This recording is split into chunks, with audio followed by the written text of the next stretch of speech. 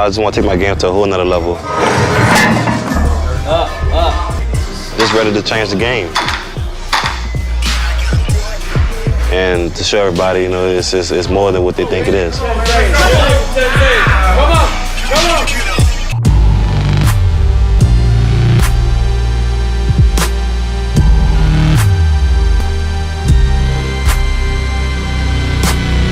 It's crazy how time flies, man. It's a blessing at the same time.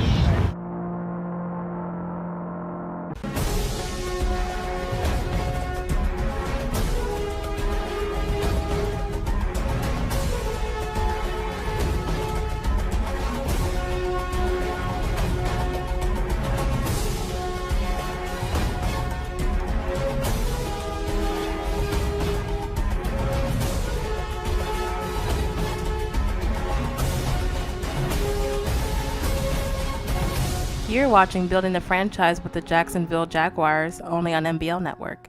Welcome back to Building the Franchise, guys. If you missed the end of last season, the playoff run that we had, or lack thereof, here's a couple clips from the Patriots versus Jacksonville game in the wild card round. We went up 2 scores at the beginning, mostly due to Leonard Fournette and just what he done all season last season in season 29, just breaking tackles and making some big plays. The Patriots came into this game, they were not very good at throwing the ball deep downfield. Anytime they tried to go past 3 or 4 yards past the line of scrimmage, they were throwing an interception. So we came in, we thought we were the powerhouse team. We tried to get it to Leonard Fournette early in the game, and they ended up coming back, tying it 20-20, and then this huge play right here with, I think it was 11 seconds left, they scored a touchdown on a Wildcat play, knocking us out of the playoffs and effectively ending our season, moving us into the offseason, where we signed middle linebacker Hawkins to a 1-year extension off of our practice squad, as well as left tackle Cam Robinson to a 5-year, $29.9 million contract with a $16 million bonus, and halfback LaMarcus Thompson, who we got from the Bears practice squad, we signed him to a 2-year deal. We also decided to move our first-round pick to the Tennessee Titans in exchange for their next year's first and second. We didn't have a lot going on that we needed in the draft, so we decided to go that route and move back 1 year, get us an extra pick next season.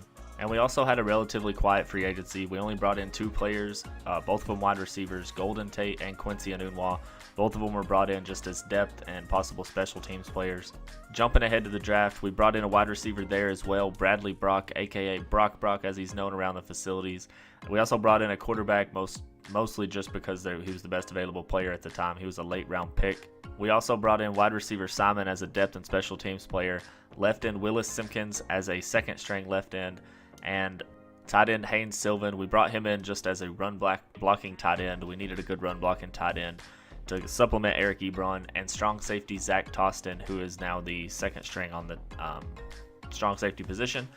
Preseason games, we only have a couple clips here from the preseason. I wanted to focus a little bit more on the regular season just because we are in week 8 of season 30. Tonight is week 8, so wanted to make sure we got you guys completely caught up on the regular season so far. So just a few clips here, like this pick 6, kind of just to get our luck back that we gave up the touchdown on the broken tackles to the Bills there, so we got one back, so can't really complain about that.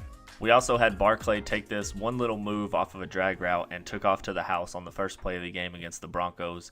The game against the Broncos was not what I expected. The Broncos came into they ended last season on a pretty good note. They had a pretty good season last year, but they came in rough fashion to start the preseason, so hopefully they straighten it out in the regular season. We also took a very similar approach to what we did with Leonard Fournette in the preseason last year. We set Leonard Fournette for this preseason as well, and also Daniel Shirley, because he's coming off of an injury. He still wasn't 100%, so we wanted to make sure he was ready for the season opener. Looking at the season 30 schedule for this year for the regular season, we have 3 home games to start against the Patriots, Texans, and Cardinals. The Cardinals on MBL Live. And then we go to Oakland to take on the Raiders, and then travel to Indianapolis to take on the Colts. We then host the Buffalo Bills that we played in the preseason, and then travel to Miami and to New York to take on those 2 teams as well, right before the bye week. And the Jets game is actually the one that's going to happen tonight on MBL Live. I'll talk about that a little bit more here in just a few minutes. But as you can see, once again, we don't play the Titans until week 13 and 16. So if the division comes down to another game against the Titans, it's going to come down to one of those 2 or both of those weeks. So here in week 1 of season 30, we took on the New England Patriots, kind of a revenge game for us after the Wildcat loss that we had against them in the playoffs. Leonard Fournette came in angry. As you've seen from the beginning of this episode, he was really working this offseason to get better and get stronger, as if he really needed to get stronger. Their halfback, unfortunately, Murray, he was not working as hard during the offseason. He went down with a knee injury that's actually going to end his season. So, unfortunately, he went down. You never pray for injuries, but it was kind of a nice revenge game for us against these Patriots, as we picked off their new quarterback, Patrick Mahomes, 3 times in this game. And we went on to win this game 34-19 as a nice little statement game to start the season against the team that knocked us out of the playoffs. There was one little moment in this game, which you'll see right here, where they came out in Wildcat formation. We had a bit of a flashback to the playoffs. It was kind of a oh no moment, but we were able to make the stop on much shorter field this time. So luckily, it seems like the defense has learned their lesson on the Wildcat and knows how to stop it now. We'll see if that carries over into future games of the season. In week 2, we won against the Texans 47-29, and then we lost in week 3. There was a disconnect, so the score is not accurate, but we did lose to the Cardinals. So we fall down to 2-1 on the season to start this week 4 game against the Raiders. And this Raiders game for us was a big game as well. We had a tough game against them last season, so we wanted to make sure we'd done well in this game. We actually pulled out a little bit of the New England Patriots playbook here right before the half with just seconds to go. A Wildcat play to extend our 4-point, or what we already had a 4-point lead, to extend our lead going into the half. And I'm sure that didn't make the Raiders very happy because they were actually on the call on that playoff game and seen it happen. So they should have known it was coming. Once they seen the formation, unfortunately, they were unable to stop it. And Jalen Ramsey gets a pick 6 in this game as well. We end up beating the Raiders 31-26.